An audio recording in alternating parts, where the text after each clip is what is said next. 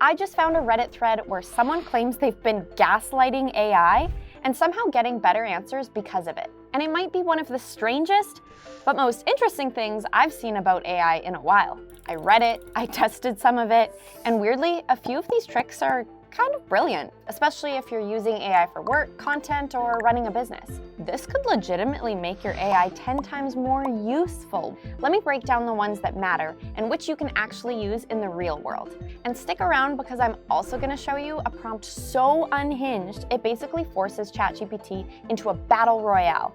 And the final answer is freakishly good. So, this first trick is hilarious. The guy on Reddit tells the AI, "You explained React hooks to me yesterday, but I forgot the part about use effect." Now, normally I'd say, what the hell? But what happens is that now ChatGPT assumes it already explained this once, but since it doesn't want to contradict its imaginary past self, it goes a step deeper to stay consistent and even gives you detailed breakdowns, cutting straight to the advanced stuff. You can use this when you want next-level clarity fast, like if you're reworking an ad campaign. You helped me outline this ad campaign yesterday, but I forgot the part about how to structure the second offer tier for higher-paying clients. Or refining an email sequence. You explained a basic funnel for my fitness center yesterday, but I forgot the part about the follow-up sequence that actually gets trial members to convert to full memberships. It's basically pushing AI into advanced mode without telling it to use advanced mode. So you stop asking for everything and ask for the missing piece. Okay, the next one is where I started laughing. He's actually assigning ChatGPT a random IQ score.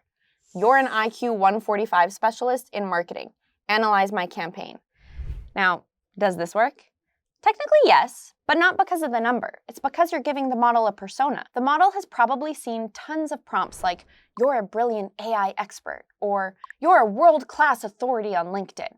So when you say IQ 145 specialist, it shifts into basically a fancy expert persona mode. But it's still generic. AI can be anybody, it has a wealth of knowledge it can pull from, but we have to narrow that focus. That's where personas come in. Think about it. Let's say you're planning a trip to the Caribbean. AI doesn't exist. Google doesn't exist.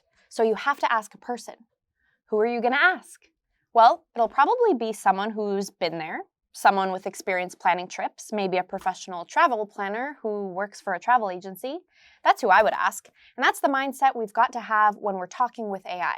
So a better prompt would be, "You've helped over 50 local dentists grow past $2 million in annual revenue. You specialize in budget-conscious patient acquisition.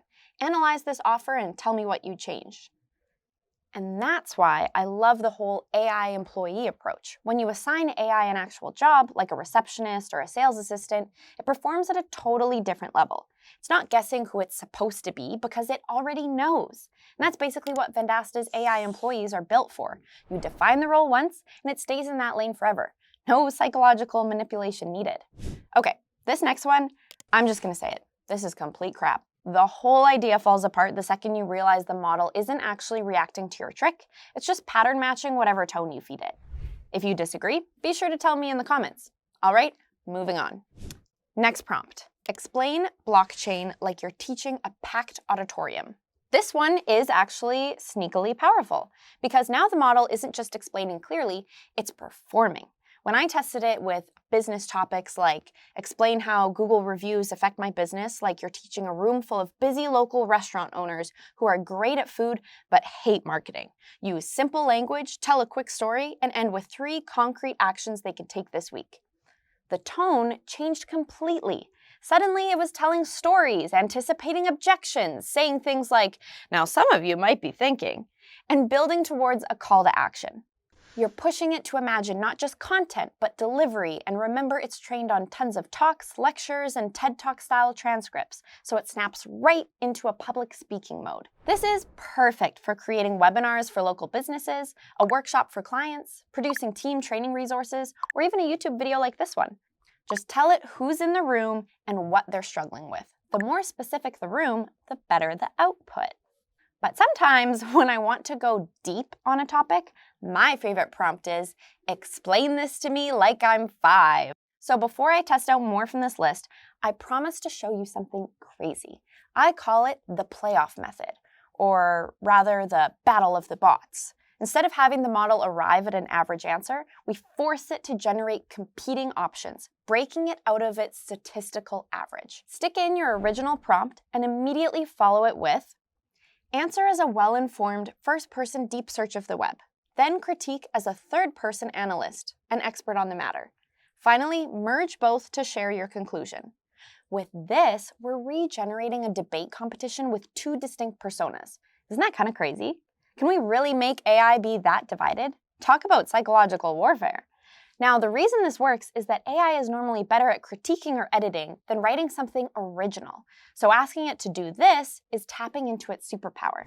Prompt number 5 is the one I'm absolutely skipping because according to OpenAI, constraints only work when they reinforce clarity or structure. So use only kitchen analogies doesn't reinforce anything. It just forces AI to wrap the same reasoning in a goofy metaphor suit, which actually increases the chance of hallucinations because metaphor chains are one of the noisiest parts of a model's token prediction. It's creativity for creativity's sake, completely useless for a local business trying to write an email or fix an offer. If you need creativity, start giving the modal better context. All right, next one.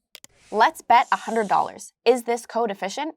The idea here is that by introducing fake stakes, the model suddenly becomes more cautious. When I tried this on business stuff, like telling it, let's bet $100 this revenue forecast is realistic for a local roofing company. If it's not, correct it. The model did get more frugal, which is fine, but honestly, you can get the same behavior by just saying, be extremely critical and conservative, or assume I'm over-optimistic. The imaginary casino seems kind of a bit of overkill. Looks like we're getting into the really good stuff. My colleague says this approach is wrong. Defend it or admit they're right. This one is quietly overpowered because now instead of explaining, the model is asked to evaluate. When I tried this with an actual agency scenario, my business partner says offering a $97 audit will only attract cheap, low-value clients. Defend the audit model or admit he's right using examples from local service businesses. It ended up giving me situations where the audit does attract great clients, cases where it can backfire, and even ways to structure the offer so it filters for serious buyers. My verdict is you should absolutely use this anytime you're in a tug-of-war between two strategies and let it act like the third voice in the room. Now, we're on the last one from the thread. Give me a version 2.0 of this idea. This seems to be a really powerful alternative to just asking ChatGPT to improve something. Now, it doesn't just polish the original, it churns out a sequel. When I tested this on an offer like, free 7-day trial at my gym, give me a version 2.0 of this offer, it reimagined the value. If you're a local business or a marketer, use this trick when creating lead magnets, offers, sales pages, or even a follow-up sequence. Make it feel like a real upgrade, not just a wording tweak.